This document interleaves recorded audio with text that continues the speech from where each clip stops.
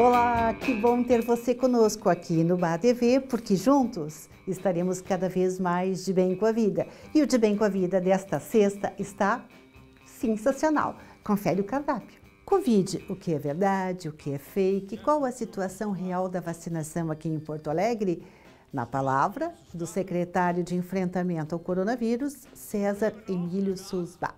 Na estreia do quadro Prefeitos em Ação, vamos conversar com o gestor de Farroupilha, Fabiano Ferlini, para revelar um pouco mais dessa deliciosa cidade gaúcha e saber por que Farroupilha é para todos.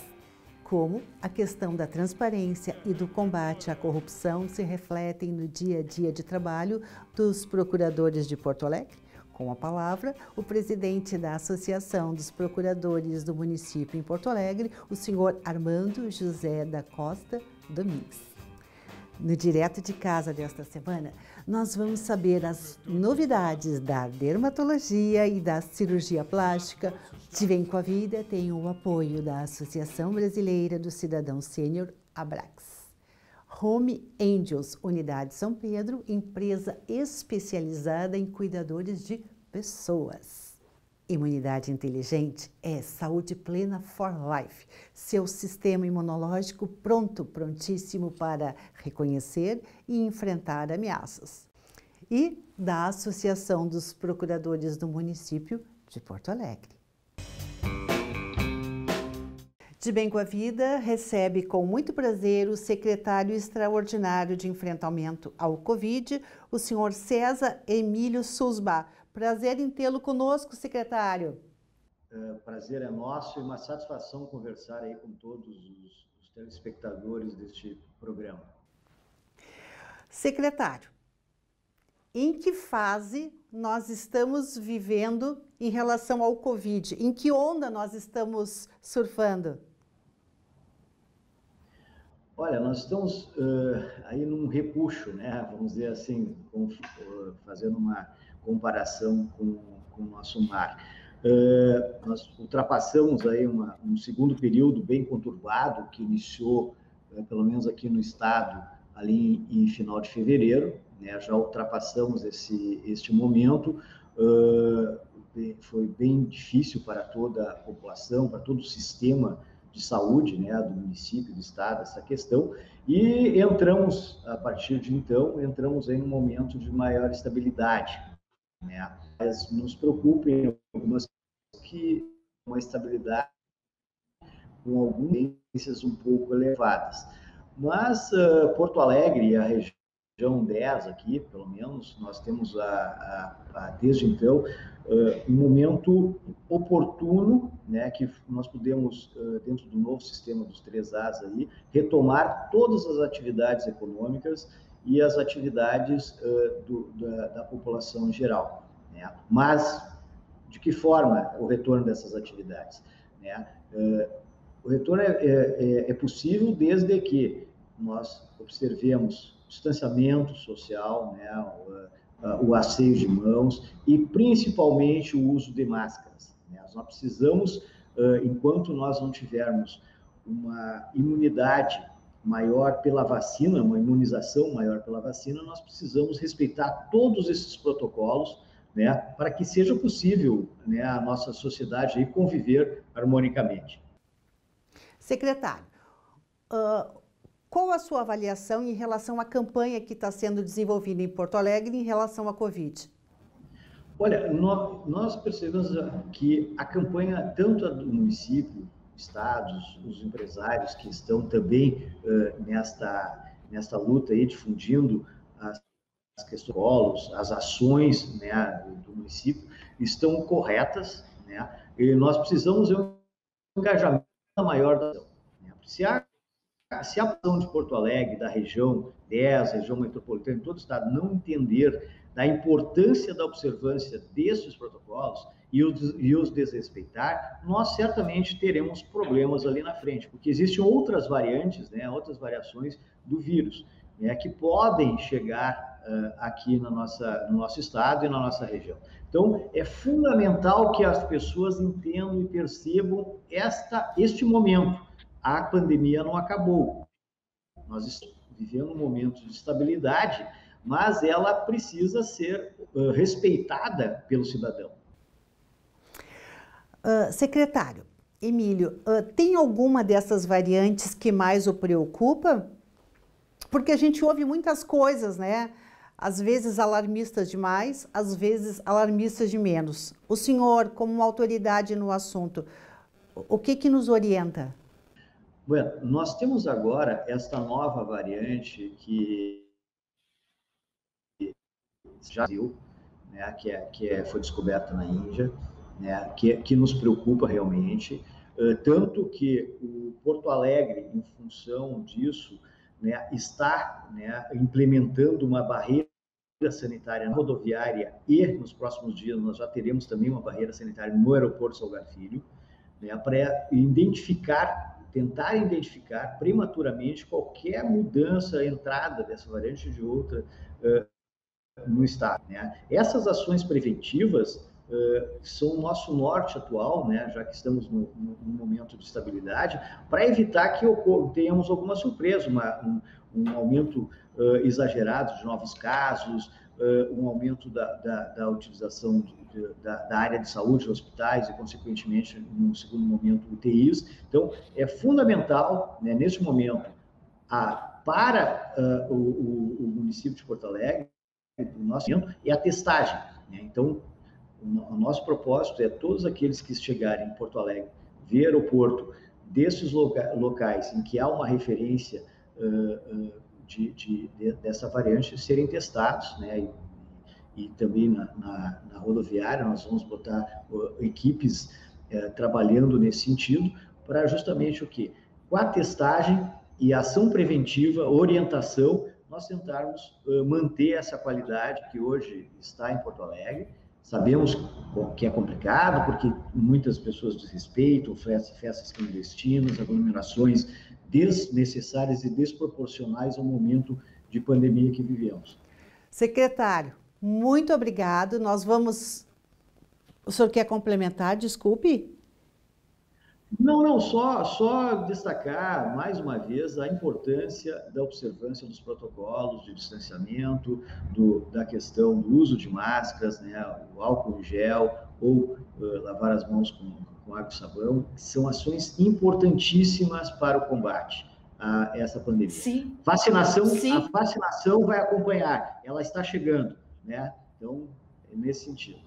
Cada um fazendo a sua parte. Secretário, muitíssimo obrigado e o nosso ensejo de que Porto Alegre esteja cada vez mais de bem com a vida. Um grande abraço. Um grande abraço, até mais. Até logo e obrigado. Novidades no programa. Temos coisa nova. É um quadro que chama Prefeitos em Ação. E eu estou muito feliz de estrear o quadro com o prefeito de Farroupilha, o senhor Fabiano Feltrin. Prefeito Fabiano, o senhor está de bem com a vida? Estou muito bem, feliz da vida para estar participando do teu programa, Prefeitos em Ação, Cris. Muito feliz e agradecido pela missão que Deus me deu de estar conduzindo o município de Farroupilha, bem como presidente da associação dos 49 municípios que compõem a Serra Gaúcha. Oh, beleza! Prefeito, eu já lhe pergunto, qual a maior ação que o município desenvolve na área social? Farroupilha tem uma característica de receber pessoas de outras localidades, de outras regiões, por conta de nós gerarmos bastante empregos. Criamos o primeiro distrito industrial do Rio Grande do Sul e, com isso, então, lógico, nós temos famílias que também vêm para cá em vulnerabilidade social. Então, nós temos um programa muito grande de geração de emprego e renda e também temos uma ação muito forte, que é uma frase que eu coloquei aqui em prática. Não haverá justiça social no município de Farroupilha enquanto houver um morador da nossa cidade com fome. Por isso, temos cestas básicas que são distribuídas para todas as famílias em vulnerabilidade social, sem exceção, com acompanhamento. E também temos o programa voluntário da primeira-dama, que é distribuído fraldas geriátricas para as pessoas com comorbidades e que precisam desse serviço que é tão importante no momento em que você tem já uma certa idade e precisa desse serviço. Então, são várias ações que são compostas na assistência social e de tamanho também de envolvimento voluntário com os nossos munícipes. Beleza, prefeito. É contagiante esse seu entusiasmo. E eu lhe pergunto, aproveito esse embalo e lhe pergunto, tem alguma ação especial, específica para as pessoas com mais de 60 anos? Sim, nós temos aqui um envolvimento da Secretaria de Assistência Social, que nós temos todo um tratamento para as pessoas aposentadas. A gente tem, junto com a Associação dos Aposentados, a gente, antes da pandemia, tinha momentos de entretenimento, de ginástica, de lazer, e também agora nós estamos trabalhando com a Mitra Diocesana, com o seminário, para nós termos também uma espécie de creche de idosos. Esse planejamento já está acontecendo e deve ser colocado em prática já no final deste ano, com o início do ano que vem, para termos um local onde eles possam ter entretenimento, lazer, segurança, também uma certa forma de podermos exercitá-los, onde uma parceria público-privada será colocada em prática, porque entendemos que a faixa etária, né, vem crescendo e nós precisamos ter novos serviços de acolhimento e de carinho com as pessoas aposentadas e de mais idade, ou seja, acima dos 60 anos. Prefeito, para encerrar, eu gostaria que o senhor fizesse um convite para que nós, gaúchos e não gaúchos, nos visitassem Farroupilha. Farroupilha é o berço da imigração italiana, a terceira maior romaria de fé do país, com a Nossa Senhora de Caravaggio. Nós também temos os centros de compras, onde você compra moda e malhas, a Farroupilha virou a capital da moda, a preços de custo, a preços muito mais baratos, a preços de atacado. Então, você tem aqui a questão gastronômica, né? A primeira polenta frita do Brasil foi feito aqui em 1954, então temos a questão gastronômica, a questão das vinícolas, a questão, então, dos centros de compras, turismo da fé e também as belezas naturais, como o Parque de Nova Milano, o Parque de Salto Ventoso, Caravaggio. Tem muitas coisas para fazermos aqui. Quero muito que vocês do programa venham aqui para eu poder mostrar para todo o estado, para todo o país, tudo que nós temos para convidá-los e inseri-los na nossa grande Farroupilha. Prefeito Feltrin, o senhor foi mal conosco. Nos deixou com água na boca. Olha, estou muito feliz e quem conhece Farroupilha sabe e quem não conhece não sabe o que está perdendo, porque é um paraíso no centro do nosso Rio Grande do Sul. Um grande abraço e voltaremos a conversar com essa bela região. Um grande abraço, prefeito. Obrigado, Cris. Que Deus abençoe grandiosamente cada um de vocês do programa, quem nos assiste. Estamos aqui de braços abertos esperando vocês. Que beleza! Obrigada!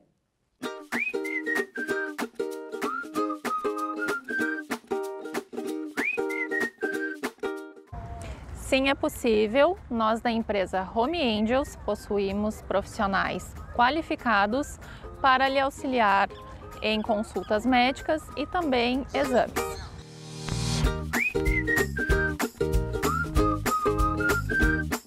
De Bem com a Vida recebe com muito prazer o presidente da Associação dos Procuradores Municipais de Porto Alegre, o procurador Armando José da Costa Domingues. Como vai o senhor?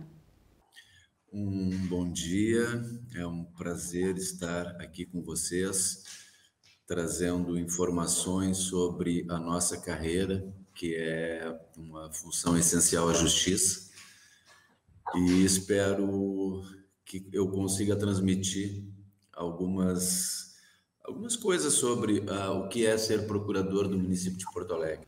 Presidente, se ouve falar, mas pouco se entende no papel de um procurador municipal. O senhor pode explicar para nós qual é a função deste profissional? Com certeza.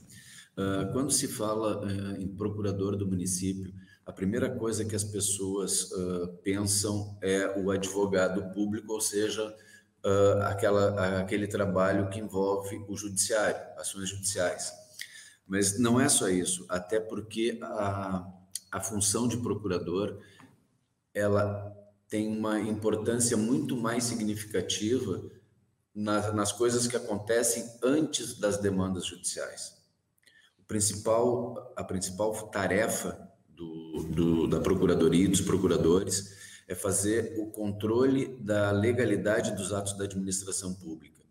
E quando se diz isso, não é alguma coisa tipo Ministério Público, não. O controle ele é feito para dar a garantia ao gestor de que as políticas públicas que ele quer desenvolver durante a sua gestão, elas sejam realizadas dentro da legalidade. Então, se vocês forem observar, desde as questões mais pequenas que acontecem no município até as mais complexas, sempre tem o trabalho da Procuradoria, dos procuradores por trás, seja na análise de contratos, análise de licitações, todos os processos administrativos, porque no município tudo acontece dentro de processo administrativo, todos eles passam pelos procuradores para fazer a análise legal. Essa é a nossa principal atividade, fazer com que o município haja dentro da legalidade, e isso é uma grande garantia para os cidadãos. E até porque, para completar, a lei orgânica da Procuradoria, quando foi feita em 2012, ela criou um sistema jurídico dentro do município que auxilia sobremaneira na questão de evitar corrupção e equívocos semelhantes. Procurador, o senhor falou na questão da corrupção, né? Como que essa questão da corrupção, da transparência, da eficiência no serviço público afeta o profissional? Não, o que acontece? Como todos os processos administrativos, eles precisam de uma análise da Procuradoria.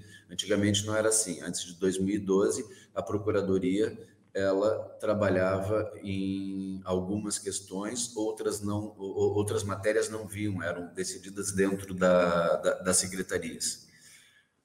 Com a lei orgânica, tudo passa pela Procuradoria. Os procuradores hoje eles estão trabalhando diretamente em todo o município. Isso evita, primeiro, equívocos na execução de alguma atividade do município. Isso evita casos que não são comuns, ainda bem, de corrupção. Por quê? Porque precisa de uma análise da Procuradoria. Então, havendo uma análise da Procuradoria, isso dificulta sobremaneira algum ato ilícito. E terceiro, como a Procuradoria, os procuradores estão atuando em todos os locais, em todas as secretarias, nas autarquias, nós temos uma unidade de tratamento da matéria jurídica. O posicionamento do município é um só, que vem da instituição de Estado, que é a PGM. Procurador, a sua equipe hoje trabalha em sistema de home office. Isso trouxe alguma consequência? O trabalho foi reduzido? O trabalho se manteve? Qual é o entendimento dessa mudança de comportamento? O trabalho home office, ele já era uma necessidade. Por quê? Porque hoje os processos judiciais, eles são eletrônicos. Os processos administrativos, e isso é uma coisa que tem que se falar muito bem do município. Nós temos uma situação excepcional em relação a muitos outros municípios, que os nossos processos, eles são eletrônicos. Então, com a pandemia, comprovou algo que nós já falávamos antes.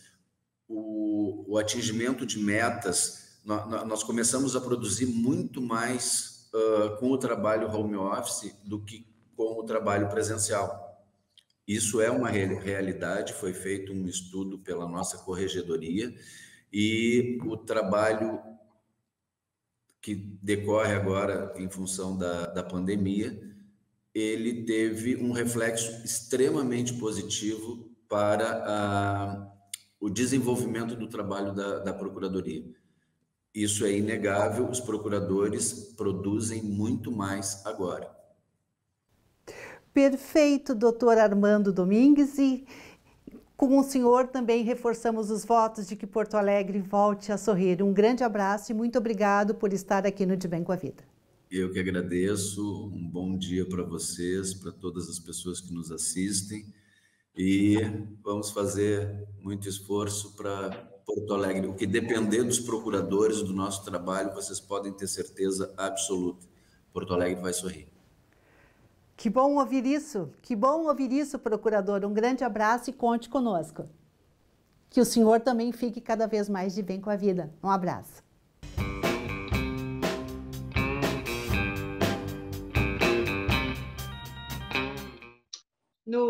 No Direto de Casa hoje, nós recebemos com muito prazer um cirurgião plástico, o Dr. Denis Ricardi. O Dr. Denis tem um extenso currículo, mas eu vou resumir aqui e eu tenho certeza que as nossas amigas vão ficar bem curiosas com o lindo trabalho que ele desenvolve. O Dr. Denis é cirurgião plástico, especialista pela Sociedade Brasileira de Cirurgia Plástica, pela Sociedade Americana de Cirurgia Plástica, com destaque em rinoplastia em Dallas, nos Estados Unidos.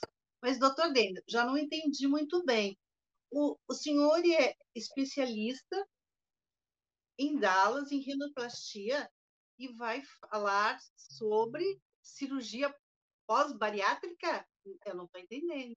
Cirurgia pós-bariátrica. Bom, isso é graças às nossas pacientes aqui da clínica, que são as mais engajadas no Instagram, e eu abri uma votação entre cirurgia pós-bariátrica, rinoplastia, cirurgias de contorno corporal e tumores de pele. E não é surpresa minha, como eu já sei que elas são as mais engajadas, a cirurgia pós-bariátrica venceu. Então por isso que o tema de hoje foi escolhido por elas. Cirurgia pós-bariátrica. É depois que a pessoa fez a cirurgia bariátrica, aí tem um novo procedimento? Como é isso? A cirurgia pós-bariátrica é toda aquela cirurgia que visa devolver a harmonia ao corpo após o emagrecimento consequente da cirurgia bariátrica. Então, o paciente ele tem uma obesidade. Hoje tem até umas indicações menos ortodoxas, vamos dizer assim, para cirurgia bariátrica, como diabetes descompensado, com IMCs até mais baixos. Tá? Mas formalmente seria o paciente que tem o IMC acima de 35 com comorbidades, ou o paciente já com IMC acima de 40. Então, esse paciente vai para a bariátrica, emagrece, e depois de estabilizado, depois de ter indicação do seu cirurgião bariátrico, ele chega na clínica de cirurgia plástica e a gente começa a pensar e planejar as cirurgias pós-bariátricas. Quem tem indicação de fazer a cirurgia pós-bariátrica? Bom, nós temos as indicações mais clássicas e temos as indicações de exceção, né? A indicação mais clássica seria aquele paciente que já está com 6 meses de estabilização do peso, tá? Então ele já está com o peso estável há 6 meses, pelo menos, parou de perder, não tá ganhando nem perdendo, e pode começar a pensar nisso, planejar. Existem exceções, como um paciente que não conseguiu ainda chegar no peso-alvo, mas aquele pilar exercício, por exemplo, não está sendo possível porque o paciente tem um avental muito grande, daqui a pouco tem um abdômen avental muito grande, então a gente faz só o avental primeiro, para depois fazer uma cirurgia que vai ter um cunho também mais estético. Eu fiz o procedimento pós-bariátrico e não ficou 100% quanto eu gostaria. Eu posso fazer um segundo ou talvez um terceiro procedimento no mesmo corpo? Pode sim, pode sim. Até um conhecimento que vem lá da reconstrução mamária, Tá? A gente usa muito esse conceito também na cirurgia pós-bariátrica, porque é diferente uma paciente que vai fazer uma cirurgia somente estética, um abdômen, uma mama, que a paciente teve uma gestação e depois procurou uma abdominoplastia. Provavelmente aquela cirurgia vai ser a única cirurgia daquela paciente. Enquanto a cirurgia pós-bariátrica, como a gente fala em cirurgia de reconstrução mamária, ela muitas vezes ela não é uma cirurgia só, não vai incidir uma cirurgia só naquele mesmo local, porque muitas vezes é um processo de reconstrução. Como os pacientes, quanto mais grave o IMC, quanto mais alto, provavelmente mais procedimentos na mesma região vão ter que ser feitos. Enquanto um paciente daquele grupo que perdeu mais ou menos 30 quilos, é um paciente que provavelmente vai para uma cirurgia só em cada região, que geralmente a gente respeita uma ordem de abdômen, mama, braço e coxa. Tá? Pacientes que têm perdas acima de 100 quilos, aí são pacientes que geralmente precisam de mais de uma cirurgia na mesma região. O que a sua clínica oferece em termos de diferencial para quem busca essa reparação funcional e estética? A minha clínica não é uma clínica que vai chegar um paciente que perdeu mais de 100 quilos, mais de 150 quilos, e vai ser um caso que eu nunca vi. Eu já vi muita coisa realmente em pós-bariátrica, então toda a minha formação sempre foi muito vinculada a acompanhar esse tipo de paciente, todos esses tipos de problemas que os pacientes encaram, quais as angústias deles, inclusive econômicas em relação à cirurgia, porque são cirurgias que demandam um valor alto, né? Então a gente tem que dar uma maneira de viabilizar e de uma maneira ou outra a gente sempre consegue viabilizar para todos os pacientes. Então eu acho que primeiro é a formação ser realmente muito completa, e depois aí sim, aí ter esse diferencial pessoal, que eu acho que é o que faz a diferença em tudo. É tu tratar cada paciente como fosse um membro da família, e por esse engajamento, toda essa empolgação que as pacientes pós-bariátricas têm, toda essa lição de vida, porque cada uma é uma grande guerreira. Eu digo cada uma, desculpa os homens, mas é porque a grande maioria dos pacientes são mulheres aqui na minha clínica. Os homens, eles também fazem cirurgia bariátrica, eles também perdem peso, mas muitas vezes a pele do homem ela tem uma contração maior e o paciente consegue adiar mais as cirurgias, enquanto que a pele da mulher, a mama da mulher, ela responde diferente ao emagrecimento. Então, eu acabo, ao natural, usando mais a palavra elas, mas eles que se sintam incluídos também no que eu estou dizendo.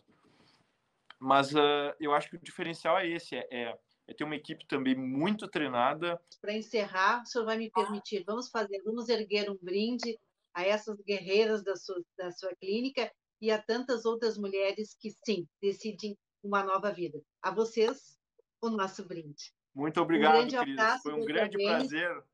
De Bem com a Vida, com o apoio da Associação Brasileira de Cidadão Sênior. Home Angels, Unidade São Pedro, empresa especializada em cuidadores de pessoas. Unidade Inteligente é Saúde Plena for Life, seu sistema imunológico prontíssimo para reconhecer e responder a ameaças, e também da Associação dos Procuradores do município de Porto Alegre. De Bem com a Vida, você assiste também pelo YouTube e pelo Facebook. De Bem com a Vida Talk Show. Passou tão rápido que eu já estou com saudades de você. Lembrando que o que importa é estar de bem com a vida.